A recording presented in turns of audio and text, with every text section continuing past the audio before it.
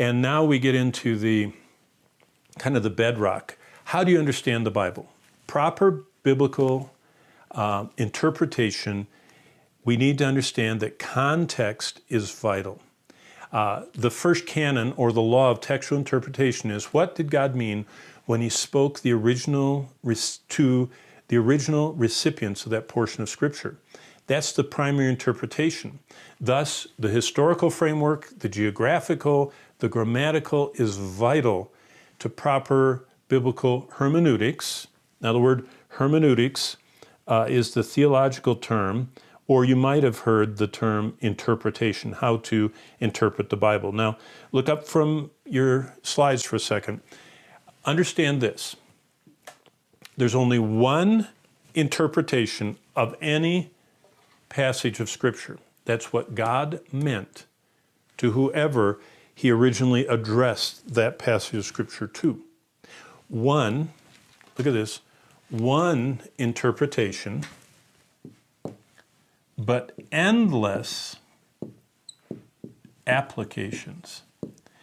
See, once you know the interpretation, what God was saying to whoever the original recipients were, then you can apply that directly into your life, which is how we grow in wisdom. So the one interpretation is the book of Proverbs. Much of it was Solomon writing to his son. That's who got this. His name was Rehoboam. By the way, I don't want to give you a spoiler, but you know what the end of the story is? Solomon didn't follow the wisdom that God used him to communicate. He communicated it, he just didn't live it. And guess what? His son Rehoboam absolutely abandoned any semblance of following that wisdom.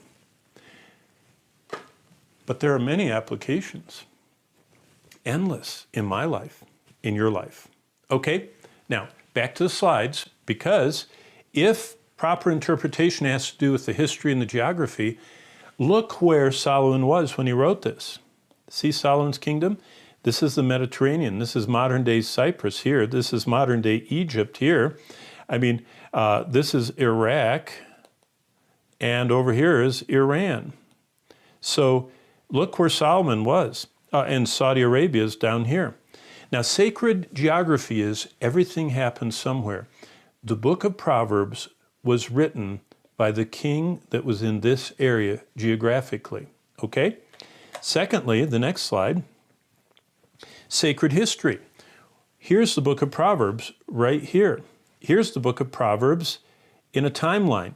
King Saul, King David, Solomon, then Solomon's son, Rehoboam, and Jeroboam split the kingdom into the northern kingdom and the southern kingdom. Remember Rehoboam, who didn't follow the he did follow the bad example of his father. So Proverbs was written right here in Solomon's time.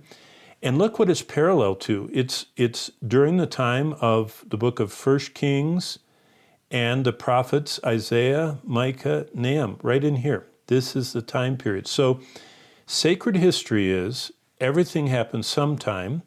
Sacred geography is everything happened somewhere. Sacred history, everything happened sometime. So that's just a quick thumbnail of sacred history.